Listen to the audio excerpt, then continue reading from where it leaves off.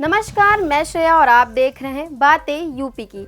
आइए शुरुआत करते हैं अपने खास कार्यक्रम यूपी दिस वीक की, पर उससे पहले नजरें हेडलाइंस पर। उत्तर प्रदेश में पर्यटन को मिलेगा डिजिटल बढ़ावा, 100 प्रमुख स्थलों पर QR कोड आधारित ऑडियो टूर सेवा होंगी शुरू। उत्तर प्रदेश में PM सूर्य घर योजना को मिली तेजी, लखनऊ सोलर पैनल इंस्टॉलेशन में सबसे आगे। उत्तर प्रदेश में लागू होगी नई पार्किंग पॉलिसी, रात के समय वाहन खड़ा करने पर अब देना होगा शुल्क। उत्तर प्रदेश में ग्रामीण पर्यटन को बढ़ावा देने के लिए 93 गांवों में होम स्टे की सुविधा, अयोध्या मंडल के 19 गांव चयनित। Uttar Pradesh international trade show में यीडा ने तीनों नए प्रोजेक्ट पर किया फोकस, सेमीकंडक्टर पार्क को बनाया गया मेजर थीम। राष्ट्रीय स्तर पर यूपी के युवा उद्यमियों का बजा डंका, पहली बार टॉप 5 में पहुंचा प्रदेश। यूपी में ऑनलाइन AI कोर्स सिखाने का बना गिनीज वर्ल्ड रिकॉर्ड, 24 घंटे में 46,000 महिलाओं को दी गई ट्रेनिंग। और अब खबरें विस्तार से।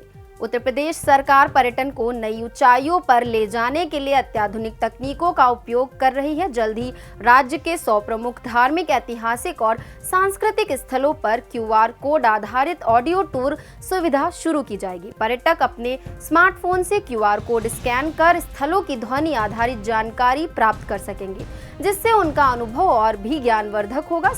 साथ ही लखनऊ और प्रयागराज में 1500 प्रमुख स्थलों का 360 डिग्री पैनोरामिक दृश्य भी वर्चुअल टूर के रूप में उपलब्ध कराया जाएगा, जिससे पर्यटक वर्चुअल रूप से इन स्थलों की सैर कर सकेंगे। अब बढ़ते अपनी अगली खबर की ओर। उत्तर प्रदेश में बिजली की उपलब्धता बढ़ाने और लोगों को मुफ्त बिजली देने की दिशा में PM सूर्य घर योजना के तहत सोलर पैनल इंस्टॉलेशन अभियान तेजी पकड़ रहा है। लखनऊ इस योजना में सबसे आगे है, जहां अब तक 11,435 सोलर रूफटॉप पैनल लगाए जा चुके हैं। वाराणसी, कानपुर, आगरा और प्रयागराज में भी योजना का तेजी से क्रियान्वयन हो रहा है। प्रदेश में 25 लाख घरों पर सोलर पैनल लगाने का लक्ष्य है, जिसमें अब तक 32,000 से अधिक पैनल लगाए जा चुके हैं। मुख्य सचिव ने अधिकारियों को इस कार्य में और गति लाने का निर्देश दिए हैं। उत्तर प्रदेश में नगर निगमों द्वारा सड़क किनारे रात में खड़े वाहनों से पार्किंग शुल्क वसूलने की तैयारी शुरू हो गई है। नगर विकास विभाग ने नई पार्किंग नीति के तहत उत्तर प्रदेश नगर निगम अनंतिम नियमावली 2024 पर आपत्तियां और सुझाव मांगे। इस नीति के तहत आबादी के आधार पर रात्रिकालीन पार्किंग शुल्क निर्धारित किया गया है, जहां बड़े शहरों में 4 पहिया वाहनों के लिए 100 रुपए प्रति रात और छोटे शहरों में 60 रुपए तक का शुल्क लगाया जाएगा। इसके अलावा बिना परमिट खड़े होने वाले वाहनों से 3 गुना शुल्क वसूला जाएगा। उत्तर प्रदेश में ग्रामीण पर्यटन को बढ़ावा देने के लिए पर्यटन विभाग तेजी से होम स्टे सुविधाओं का विकास कर रहा है। देवीपाटन, चित्रकूट, अयोध्या, लखनऊ और वाराणसी मंडल के 93 गांवों को होम स्टे के लिए चयनित किया गया है।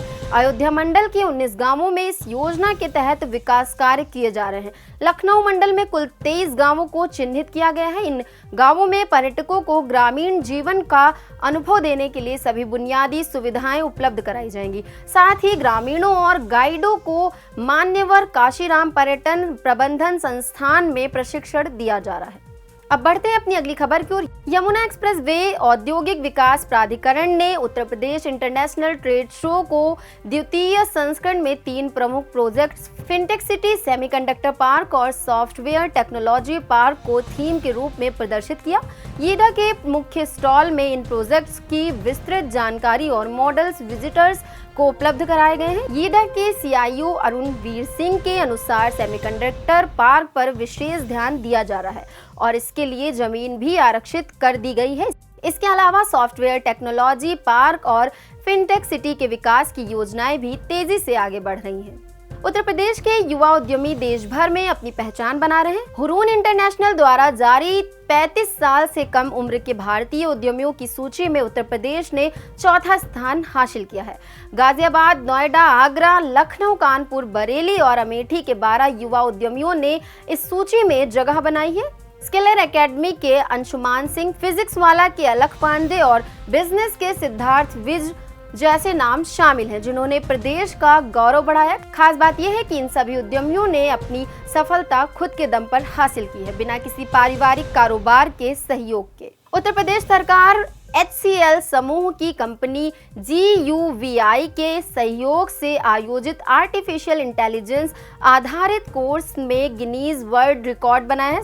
South Asian women in tech learnathon में 46,000 से अधिक महिलाओं ने 24 घंटे के भीतर AI कोर्स पूरा कर रिकॉर्ड स्थापित किया। इस पहल का उद्देश्य महिलाओं को जनरेटिव AI में प्रशिक्षित कर उनकी रोजगार क्षमता को बढ़ाना और उत्तर प्रदेश को AI इनोवेशन का केंद्र बनाना है। इस कार्यक्रम में भारत और अन्य देशों से हजारों प्रतिभागियों ने हिस्सा लिया, जो 30 सितंबर तक जारी रहेगा।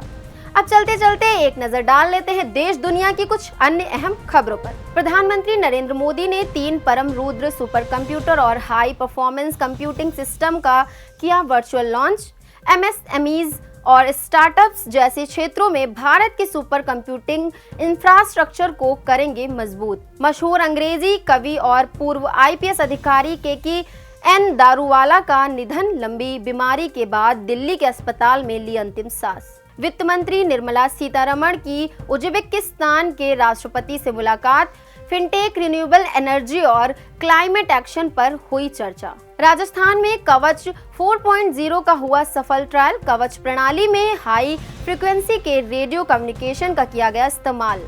प्रधानमंत्री मोदी ने न्यूयॉर्क में समिट ऑफ द फ्यूचर को किया संबोधित। समिट में धरती के भविष्य को आने वाले खतरों से बचाने पर हुई चर्चा। तो बस आज के कार्यक्रम में इतना ही। कार्यक्रम में दी गई जानकारी आपको कैसी लगी, कमेंट सेक्शन में जरूर बताइएगा। ऐसे ही खबरों को देखने के लिए देखते रहें और करते रहें बातें यूपी की।